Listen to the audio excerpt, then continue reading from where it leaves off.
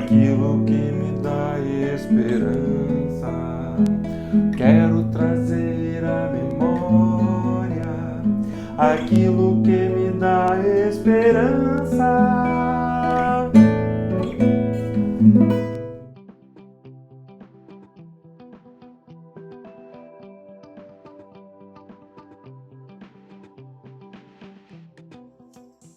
Bom dia, queridos. Estamos de volta com mais uma dose de esperança da comunidade de Jesus.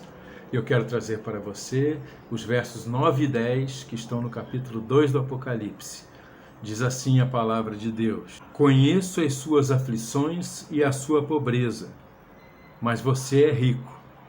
Conheço a blasfêmia dos que se dizem judeus, mas não são, sendo antes sinagoga de Satanás. Não tenha medo do que você está prestes a sofrer. Queridos, mais uma vez nós temos o próprio Senhor Jesus Cristo se dirigindo a uma de suas igrejas no fim do primeiro século, quando ele ordena a João para registrar essa carta para a igreja de Esmirna. E ao mesmo tempo, nesse livro tão maravilhoso que é o Apocalipse, simbólico, cheio de enigmas, nós sabemos que essa carta também é uma carta dirigida a muitas das igrejas da época e também ao longo da história e a imensa maioria das igrejas nos nossos dias que passam pelas mesmas situações. E aqui nós temos uma igreja a qual Jesus não traz nenhuma advertência. Ao contrário de 5 de outras igrejas para a qual ele escreve, das 7 aqui no Apocalipse, esta igreja de Esmirna e de Filadélfia, ele só traz elogios e aprovação. E aqui nós temos uma igreja a qual Jesus diz que está atento à sua situação. Ele conhece intimamente, profundamente, ele se importa, ele ama, e ele está atento ao sofrimento, às aflições, às tribulações que eles estão passando. Os irmãos e as irmãs de Esmirna, da cidade de Esmirna, estavam passando por severas tribulações e aflições. E Jesus as conhece. E eles também eram pobres. E Jesus conhecia a pobreza deles, a carência deles, a falta de comida, a falta de roupa, a falta de medicamentos, a falta de moradia, a falta de trabalho. Eles eram pobres. E Jesus diz que conhece a pobreza deles. E Jesus também conhecia a perseguição por sua fé, por conta de falsos judeus, judeus que não viviam no espírito da lei mosaica e que só viviam para perseguir aqueles judeus que reconheceram em Cristo Jesus o Cristo, o Messias, o ungido prometido nas Escrituras sagradas pelos profetas da parte de Deus para tirar o pecado do seu povo, né?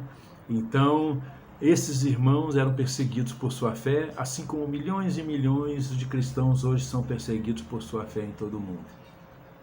E Jesus diz aqui que conhece suas aflições, sua pobreza e a perseguição por sua fé.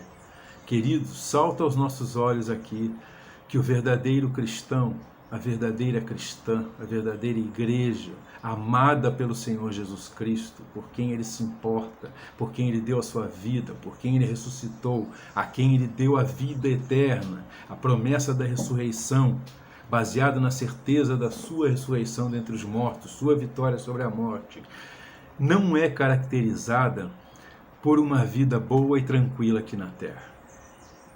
Aquela igreja passava por aflições e tribulações severas, né? Sabe-se da história alguma coisa do que eles passavam. E, no entanto, Jesus disse: eu conheço. Perseverem. Não tenham medo do sofrimento que vocês ainda terão que passar.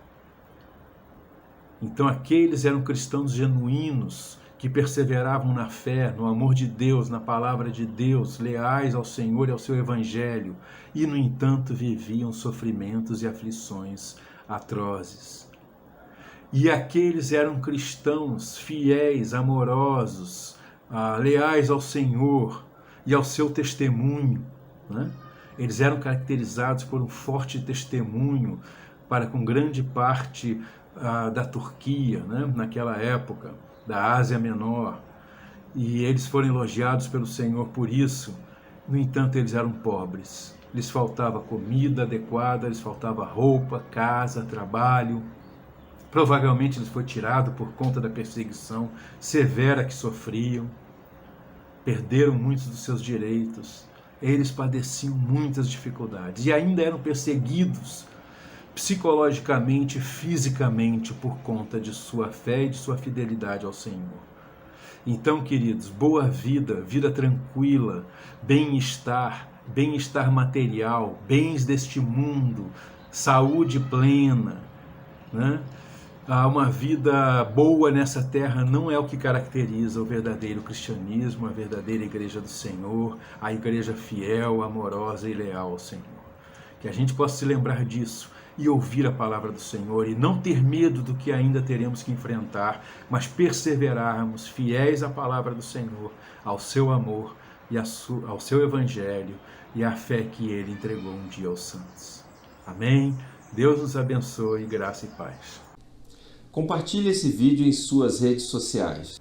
Ajude-nos a ampliar o alcance das publicações que nós fazemos para vocês. Siga-nos aqui no Facebook, no YouTube e no Instagram. Ore pelo nosso ministério para que possamos alcançar cada vez mais pessoas. Em nome de Jesus, Cristo é a nossa paz.